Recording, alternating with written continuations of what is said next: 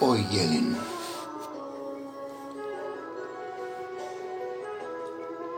Aşık oldum gözlerine, kaşına.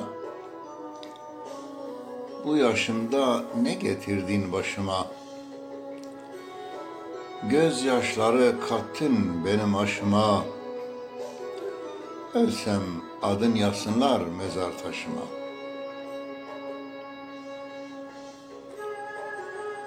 Kurban olam şu boyuna posuna. Kimi aşık olur güle, kimi yosuna. Bu dünyada yaşantım bir sebepsiz. Sensiz yaşıyorum inan boşuna.